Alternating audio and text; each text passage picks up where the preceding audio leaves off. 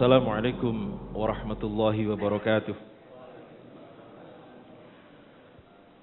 Bismillah, alhamdulillah, wassalatu wassalamu ala rasulillah, la hawla wa la quwata illa billah, amma ba'd. Puji syukur pada Allah subhanahu wa ta'ala atas semua limpahan karunia nikmatnya. Salawat serta salam mari kita selalu haturkan kepada Nabi kita Muhammad sallallahu alaihi wasallam. Mudah-mudahan kita mendapatkan syafaat beliau hingga yaumul akhir nanti. Amin ya rabbal alamin.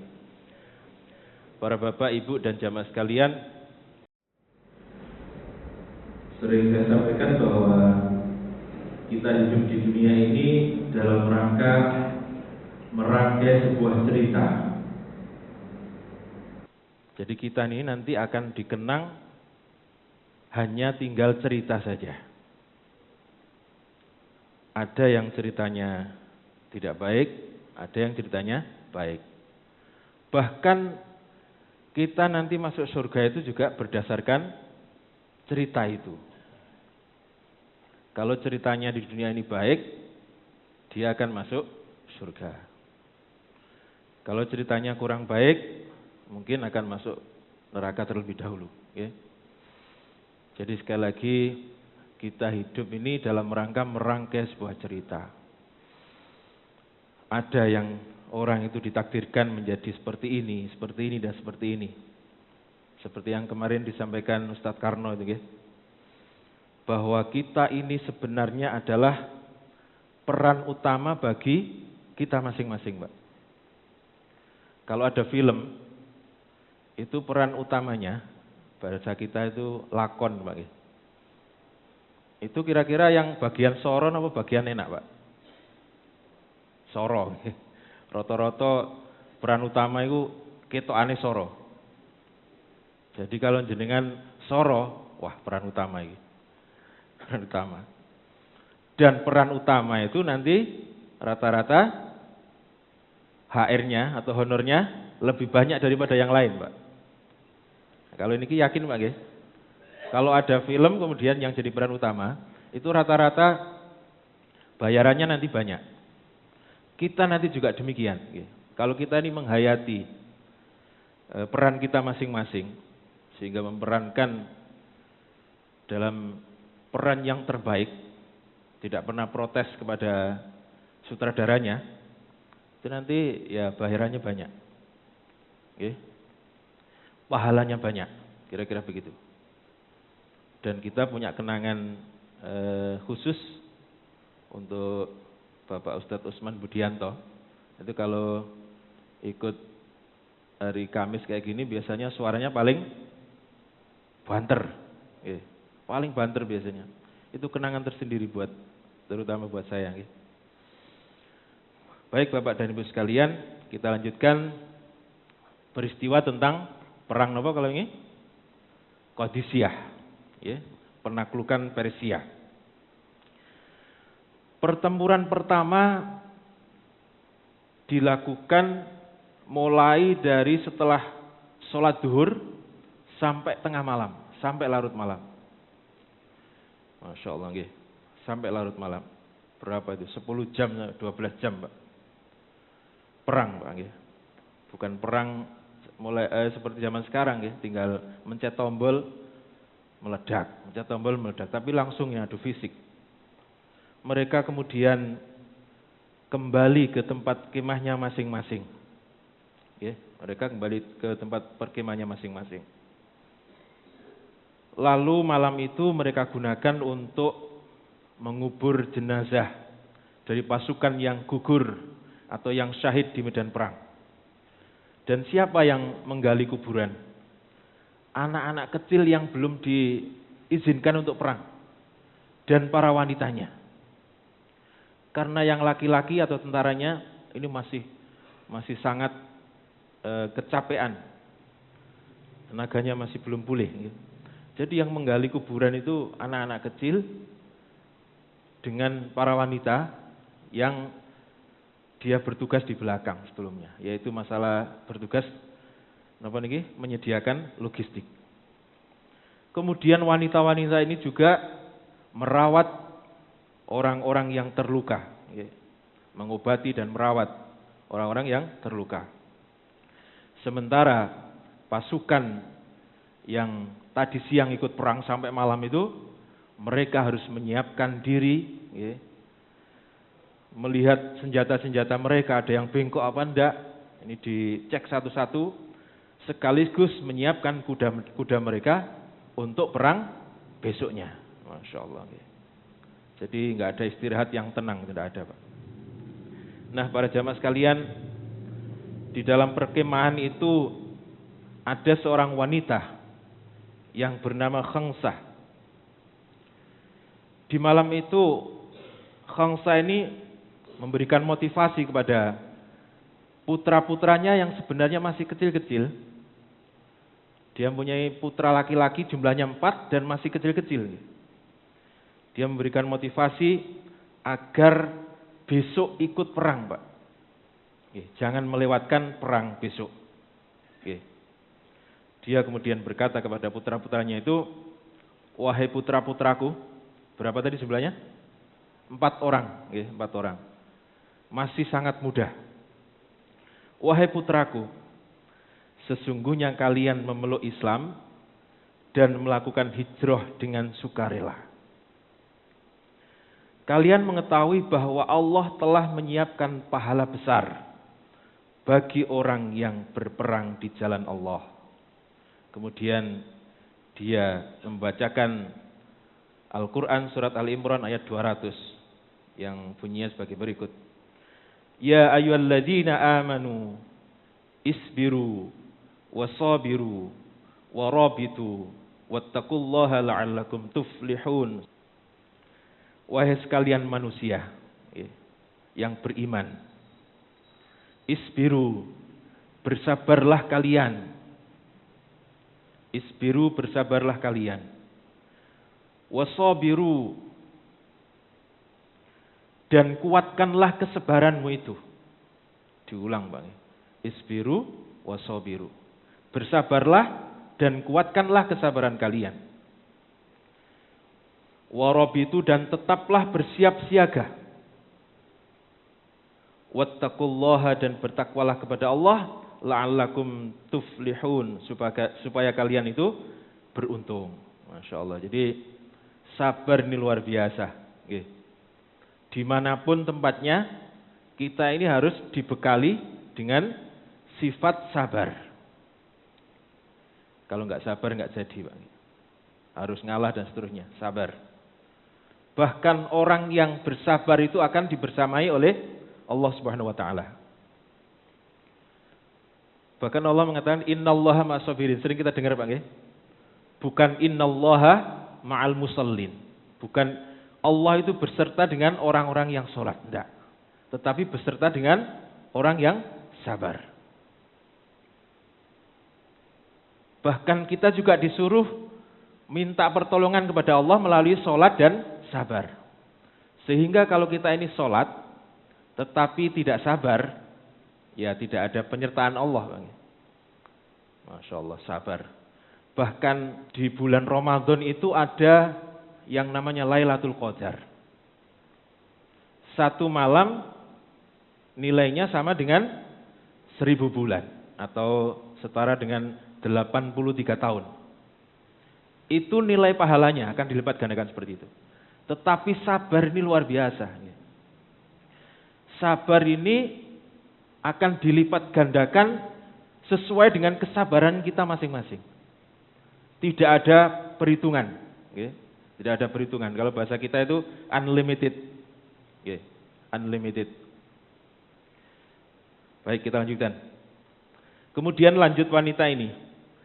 Jika Allah masih memberikan umur sampai pagi besok pada kalian, maka berangkatlah kalian memerangi musuh-musuh kalian dengan cerdik dan pandai. Insya Allah, Allah akan memberikan kemenangan kepada pasukan muslimin.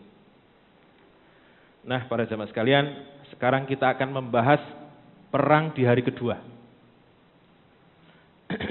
Perang di hari kedua. Maka ketika perang sudah mulai, 4 orang anak daripada Khangsah ini sudah bersiap-siap dan Ibunya kemudian mendoakan, wahai Allah, lindungi putra-putraku. Inilah nasihat-nasihat daripada orang-orang terdahulu, Pak. Kalau sekarang ini kita kan paling nasihati anak. Besok sampean mondok ya nak ya, gitu biasanya. Kalau ini disuruh untuk ikut perang. Bahkan pesannya begini. Mudah-mudahan kalian akan mendapatkan ghanimah, atau kalian akan mendapatkan kemuliaan mati syahid dan balasannya adalah surga. Jadi perang di dalam Islam itu menurut Islam kalau menang mulia dengan ghanimah, kalau terbunuh maka dia akan mati syahid. Dua-duanya pilihan yang sangat menguntungkan. Masya Allah, inilah yang membuat semangat para pasukan muslimin itu. Nah, di perang hari kedua ini yang disebut dengan Yaumul Aghwas atau hari yang sangat lega. Mengapa disebut lega? Karena bala bantuan datang, Pak. Bala bantuan datang dari negeri Syam. Dan pasukan yang pertama datang ini dipimpin oleh Al-Qa'qa' bin Amr At-Tamimi. Yang dulu sering saya sampaikan nama ini, Pak. Masih ingat, Bu? Al-Qa'qa' nggih. Masya Allah, Al-Qa'qa' bin Amr At-Tamimi. Jadi para jamaah sekalian, Qa'qa' itu dulu ditugaskan bersama dengan Panglima Khalid bin Walid di wilayah Irak. Ditugaskan bersama dengan Khalid bin Walid di wilayah Irak atau untuk menaklukkan wilayah Irak. Nah, setelah Irak dapat ditaklukkan, Khalid bin Walid kemudian dialih tugaskan ke negeri Syam. Oleh Khalid bin Walid, karena dianggap mempunyai kemampuan di atas rata-rata, maka Al-Qa'qa' bersama dengan pasukannya diajak pindah ke negeri Syam. Awalnya begitu, nggih. Masya Allah, nggih. Nah, di saat pasukan muslimin yang berada di Persia, jadi di Syam posisi saya cerita ini sama juga. Mereka sedang menaklukkan wilayah-wilayah Syam. Cuma ceritanya enggak bisa bareng, Pak, bingung, Bang. Jadi gantian, gitu. Tetapi waktunya bersamaan sebenarnya. Nah, setelah menaklukkan Persia nanti akan kita bahas penaklukan Syam, termasuk wilayah Mesir itu, Bang. Jadi Al-Qa'qa' ini dipindah tugaskan bersama dengan Khalid bin Walid ke negeri Syam. Nah, ketika pasukan muslimin yang berada di Persia ini membutuhkan bantuan, kemudian Amirul Mukminin Sayyidina Umar bin Khattab memberikan perintah kepada panglimanya yaitu Abu Ubaidah bin Jarrah, panglima di Syam, ini untuk memperbantukan pasukan yang dipimpin oleh Al-Qa'qa' dan pasukan yang dulu pernah dibawa dari Irak menuju ke Syam. Jumlahnya ada 9.000 pasukan sebenarnya yang dulu dibawa Khalid bin Walid itu. Tetapi kemudian yang dikembalikan karena di Syam juga masih membutuhkan, itu jumlahnya 6.000 pasukan. Ini dikirim secara bergelombang. Nah, gelombang pertama ini dikirim 1.000 pasukan yang dipimpin oleh Al-Qa'qa' bin Amr At-Tamimi. Masya Allah. Al-Qa'qa' bin Amr At-Tamimi. Yang kepada Al-Qa'qa' ini Sayyidina Abu Bakar pernah mengatakan bahwa suara Qa'qa', satu orang Qa'qa', itu suaranya lebih ditakuti dibanding dengan suara 1.000 pasukan. Masya Allah. Dalam riwayat lain beliau mengatakan satu orang Qa'qa' ini setara dengan 1.000 pasukan, kata Sayyidina Abu Bakar. Jadi Al-Qa'qa' ini kemudian berangkat dengan berapa tadi, Pak? 1.000 pasukan. 1.000 pasukan. Tetapi 1.000 pasukan ini dibagi 100, Pak. Dibagi 100 menjadi 100 kelompok. Berapa orang berarti satu kelompok? 10-10. Lah, apa tujuannya? Nah, kita lihat. Jadi 1.000 orang itu dibagi menjadi 100 kelompok. Berarti satu kelompok berjumlah 10 orang. Jadi inilah strategi yang dipakai oleh Al-Qa'qa' ketika sudah mendekati medan perang. Kelompok yang masing-masing berjumlah 10 orang ini kemudian berangkat secara bergelombang juga. 10 orang berangkat dengan kudanya. Setelah tidak terlihat, maka yang 10 menyusul. Setelah tidak terlihat lagi, yang 10 baru nyusul terus. Masya Allah. Maka ketika 10 pasukan ini bertemu dengan pasukan yang sudah di medan perang, yaitu di medan Qadisiyah, mereka kemudian bertakbir dan disahut oleh seluruh pasukan muslimin yang berada di medan perang Qadisiyah. Jadi begitu pasukan datang, 10 orang, Allahu Akbar, disambut dengan takbir 40.000 pasukan itu. Allahu Akbar. Begitu datang lagi, sambut lagi. Masya Allah. Maka takbir ini pun nanti akan menjadikan pasukan musuh menjadi semakin ciut nyalinya. Dengan takbir itu, Pak. Jadi inilah strategi yang dipakai oleh Al-Qa'qa' bin Amr At-Tamimi. Jadi sebenarnya bantuan 1000 itu ya tidak ada apa-apanya, Pak. Jumlah pasukan musuh itu 150.000, Pak. Sementara pasukan muslimin hanya 40.000 tambah 1.000. Tidak ada apa-apanya sebenarnya. Oleh karena itu Al-Qa'qa' ini membuat siasat seperti itu. Tujuannya apa? Tujuannya untuk memberikan semangat kepada pasukan muslimin dengan takbir itu. Yang kedua, supaya memecah konsentrasi musuh. Ketika datang, datang lagi, sampai kapan ini? Kira-kira begitu. Jadi sehingga pikiran musuh itu, datang terus, sampai kapan ini? Berapa yang ada di belakang? Padahal mereka itu tenaga-tenaga yang masih segar. Nah, ini akan memecah konsentrasi daripada pasukan musuh. Nah, strategi ini Bapak dan Ibu sekalian, ini mirip dengan strategi yang dilakukan oleh Khalid bin Walid di perang Mu'tah. Mirip, Pak. Kalau di perang Mu'tah itu pasukannya sendiri. Pasukannya sendiri disuruh riwariwi gitu. 50 orang pasukan berkuda disuruh riwariwi. Seakan-akan itu bala bantuan, padahal itu pasukannya sendiri. Tetapi ini memang real atau benar-benar pasukan tambahan. Cuma diinjeri-injeri 10. Nah, para jamaah sekalian, ketika sudah sampai di hadapan pasukan muslimin yang berada di Qadisiyah, Qa'qa' ini kemudian berpidato. Wahai sekalian manusia, sesungguhnya aku datang ke sini bersama pasukanku. Demi Allah, jika musuh mengetahui apa yang akan kalian dapatkan, maka mereka pasti akan iri terhadapmu. Apa yang didapatkan pasukan muslimin, Pak? Apa? Yaitu syahid dan balasannya adalah surga.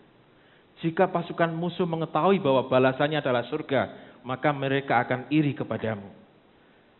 Oleh sebab itu, seranglah musuh seperti aku menyerang mereka. Masya Allah. Jadi ketika Qa'qa' ini menyerang, maka diharapkan pasukan yang lain juga menyerang seperti Al-Qa'qa'. Nah, para jamaah sekalian, Al-Qa'qa' kemudian maju untuk menantang duel yang disebut dengan mubarazah itu ya, perang tanding. Kemudian mengatakan, siapa di antara kalian yang berani duel denganku? Mendengar kata-kata Qa'qa', pasukan muslimin menjadi tenang. Kemudian mereka mengucapkan kalimat yang dulu pernah diucapkan oleh Sayyidina Abu Bakar, yaitu suatu pasukan pasti akan memenangkan pertempuran jika salah satu anggota pasukan itu menang dalam mubarazah atau perang tanding. Sebab ketika satu pasukan ada yang jatuh, ada yang kalah, maka golongan yang kalah itu pasti akan jatuh mentalnya. Nah, ini kesempatan yang baik. Sementara dari golongan yang menang, pasukan yang golongannya menang itu akan naik mentalnya, akan semangatnya akan naik. Itulah yang dulu pernah disampaikan oleh Sayyidina Abu Bakar ketika dalam pertempuran. Nah, para jamaah sekalian, siapakah yang akan maju di medan perang untuk duel bersama dengan Al-Qa'qa' bin Amr At-Tamimi? Dan apakah keyakinan pasukan muslimin bahwa Al-Qa'qa' ini akan menang di medan tempur akan terbukti? Akan kita bahas pada pertemuan yang akan datang. Demikian, kurang lebihnya mohon maaf, mudah-mudahan manfaat. Wassalamualaikum warahmatullahi wabarakatuh.